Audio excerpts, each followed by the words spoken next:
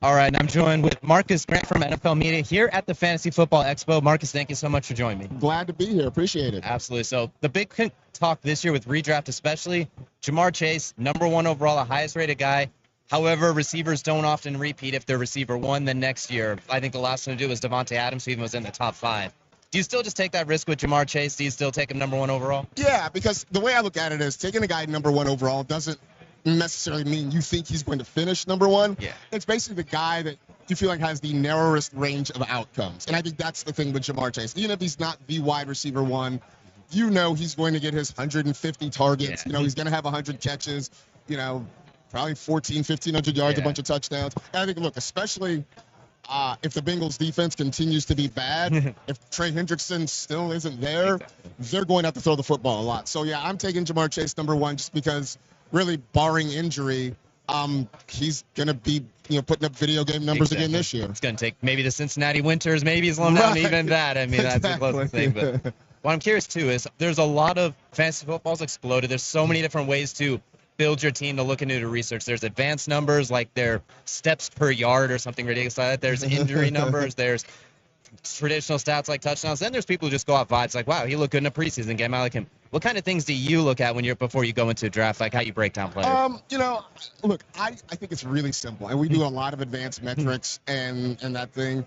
I mean, Matt Harmon always coined the phrase, just get good players, which at its core is kind of what you want. Yeah. And so, I think for all the things that we look at and we break down, at its essence, you just want players on teams that are going to score a lot of points. The whole goal of the game is to score points, right? So, yeah, you can find guys in bad offenses, right? Yeah. You can get a Chris Olave. New Orleans is going to be bad, but Chris Olave is going to do things. But generally speaking, you want players from teams like we want the Bengals. Yeah. They're going to score a lot of points. We want, the Chiefs. They're going to be better. They're going to score points. And the Eagles. So that's kind of a lot of it. Obviously you look at stats, you want to see who's on the field a lot, who's running routes, who's getting touches. So, I mean, you do have that analytical part of it. But I also think on some level there is just vibes, right? Like you just look at somebody and you don't have a reason for it, but you just feel like Jamison Williams is really going to take the leap this year, right? So there are just things that you just can't quantify, but you just have a gut feeling because you've been watching this or you've been reading something and you just sort of buy in. So I think all of those things sort of come into play when you're doing this. You got to pick your seasonings for the meal, basically. Exactly. It's a different meal for everybody, as long as it turns out edible, basically. Right, exactly. It's a cup of stats, a little bit of film watching, a sprinkle of vibes. It's all there, And then just I want to name my team after that guy. Exactly, like that too, 100%. You'd mentioned Chris Olave. What are we thinking with Alvin Kamara? Because I think his ADP's in mid round 3, round 4 range. Is that something you want to touch with how messy the Saints are expected to be, or are you running away from it? I haven't touched it this year. I haven't done it. And look, I've heard people make a really strong case for him. I get it. He's age-wise definitely, on the backside of things. The offense is going to be bad. I can imagine a strand of the multiverse where he gets a ton of touches, but I would rather him be somebody else's headache. I just don't want to deal with it. If I told you I wanted to draft him just to name my team Kamara Sutra, does that make it okay? Yeah. Okay, as long as I can allow that. Yeah. Okay, as long as there's a statute of limitations there. I think next one I'm kind of curious about is we have our question of the day here. You have to start, bench, and cut Jamar Chase, Bijan Robinson, or Jahmyr Gibbs. Oof. A very good problem to have. It's a great problem to have. So I am probably starting Bijan, benching Chase, and cutting Gibbs, which is a wild thing to say. But, yeah, I think that's where I am. It feels asinine, but you can't say no to the #1 running back and the #1 receiver. It's just hard, right? It's ridiculous. Yeah. The last couple questions I have for you is, who's somebody you think that's going consensus top 10 that you think could possibly, I don't want to say not perform, but maybe just not live up to their draft spot? Saquon all day. Yeah. Just the history of guys who've run for 2,000 yards, their follow-up seasons have generally not been very good. A dramatic fall off. Yeah. Plus, I also think part of it is the Eagles really didn't throw the ball a lot last year, and I don't see that happening again this year. I think they're going to have Jalen Hurts throw the ball a lot more, so that's naturally going to take some food off of Saquon's plate. So I would, look, if I could somehow get Saquon the back end, the tail end of the first round or early second, I would do that all day.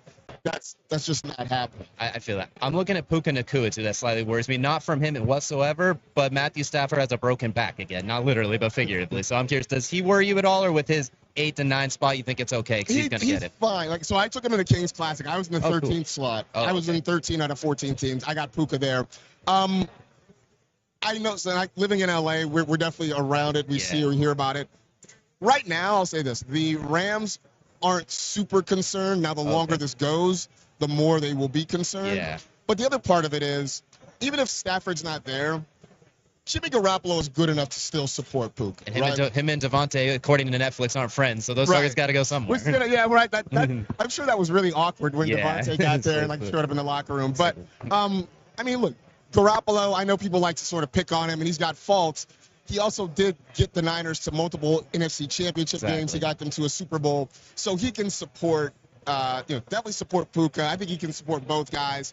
And I still think that right now, worst case scenario for Stafford is maybe he misses week 1 or week 2. Like, he will play the majority of their games. So even if it's short term, like, I think it's worth taking the risk on Puka because, in short order, Stafford will be back. Absolutely. And last one I have, there's always a sleeper every year that kind of surprises everybody. There's like the Bucky Irving last year, the no-name running back. This year, my favorite pick is Bajel Tootin, just because I live in Virginia, and I think they're going to feature all those running backs somehow.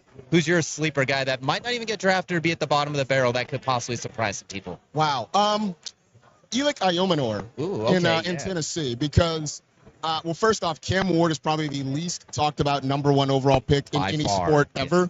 In fact, I saw somebody wearing a Cam Ward jersey last night at the party. That was very funny. But look, you look at that wide receiver room. It's Calvin Ridley, and then it's sort of up for grabs at this point, right? Like Tyler Lockett. I love Tyler Lockett for years.